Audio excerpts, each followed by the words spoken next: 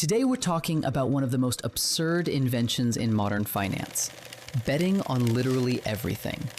Elections, inflation numbers, celebrity fights, UFOs, geopolitical disasters, whether GTA 6 launches before aliens are confirmed. You name it.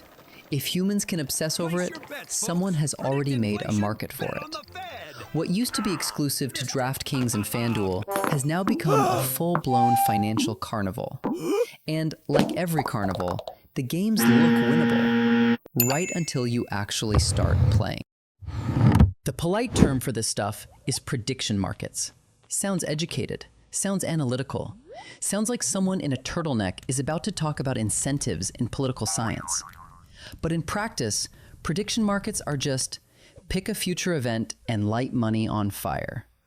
Platforms like Kalshi and Polymarket let you trade on: will the Fed cut rates in March? Will Trump win? Will Bitcoin crash? Will Jake Paul get folded like a lawn chair? Basically, the stock market if ADHD had a baby with Las Vegas. And here's the thing, these aren't small underground operations. These are massive, venture-backed platforms processing billions of dollars. They're slick, they're sophisticated, they look legitimate. But strip away the fancy UI and the blockchain buzzwords, and you're left with something very simple: a bet, a gamble, a wager on the unknown. The only difference? This time, it's wearing a suit. These markets are exploding. In 2025 alone, Kalshi plus Polymarket are on track to process over $100 billion in trading volume. Let me repeat that, $100 billion. That's not startup money. That's Wall Street forgot its morals again money. And this boom has scared the usual suspects. Platforms like Robinhood and Coinbase built empires on retail degeneracy. Now prediction markets are eating into their lunch. So what do? Simple. Copy the model and open their own casinos. Within 12 months, giants like CME Group, Sports Illustrated, and even Trump Media have launched or co-hosted prediction markets. Translation: soon you'll be able to accidentally bet rent money on whether Jerome Powell sneezes during FOMC. But here's where it gets darker. This whole ecosystem would be hilarious if it didn't destroy real people. Prediction markets encourage hyper short-term thinking, gambling addiction, financial nihilism, political extremism, and the classic "one more bet and I'll make it back" syndrome. But nobody cares because the money printer is printing. The platforms are scaling. The VCs are euphoric. And retail is the fuel. If you think the platforms are the endgame winners, you're adorable. The real winners are hedge funds, high-frequency trading firms, market makers, insiders, and data vendors. In other words, the same wolves who feast in every financial innovation cycle. Prediction markets look like you're betting against another guy with the same $100 and the same questionable life choices. Reality? You're playing heads-up poker against Citadel, Jump Trading, GSR, Wintermute. Pick your villain. And they're counting your chips before you even click confirm order. Let me explain how this works. Traditional sportsbooks are the counterparty. They take the risk. Prediction markets don't. They just facilitate trades and skim fees. But here's the catch. Markets need liquidity, and retail alone can't provide it. Retail barely provides functioning brain activity during volatility. So hedge funds step in as market makers, providing quote after quote after quote.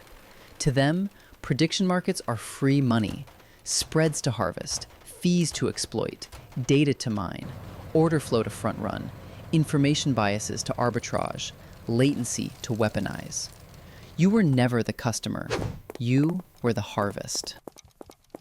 In these markets, milliseconds matter, information edges matter, political leaks matter, macro whispers matter. Imagine asking Twitter if the Fed will cut rates versus someone whose portfolio manager plays golf with a Fed governor. It's not a bet, it's assisted suicide.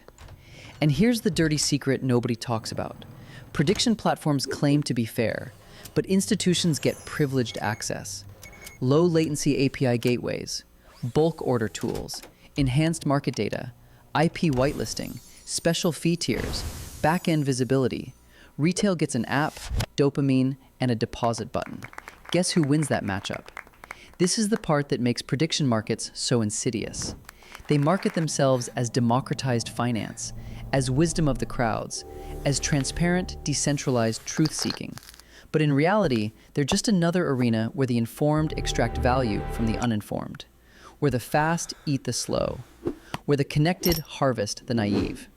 Finance has officially become a casino with academic branding.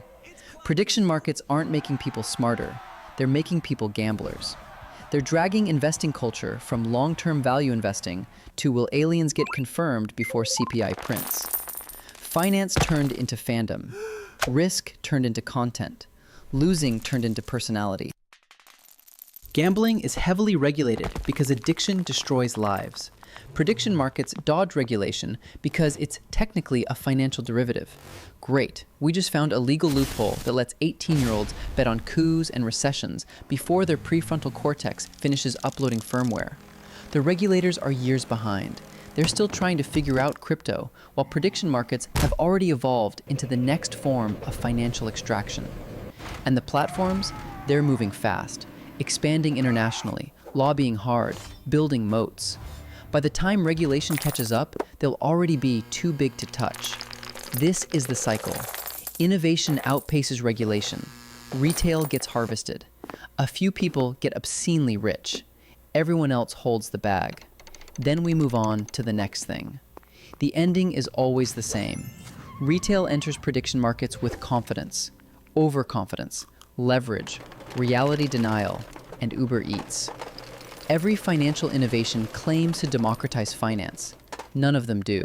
They just democratize losing. Casinos win by math. Prediction markets win by math plus latency plus information plus quant. And quant always beats vibes. The future might be uncertain, but one prediction is a 100% certainty. The house always wins. In prediction markets, the house just happens to be a hedge fund. So next time you see an ad promising you can profit from your political opinions, or that you can trade the news like a pro, or that prediction markets are the future of truth, remember this: you're not trading against the market. You're trading against machines that see faster, think faster, and know more than you ever will. And they're very, very hungry. If you found this video eye-opening, hit that like button, subscribe to stay informed about how modern finance really works, and drop a comment. Have you ever used prediction markets?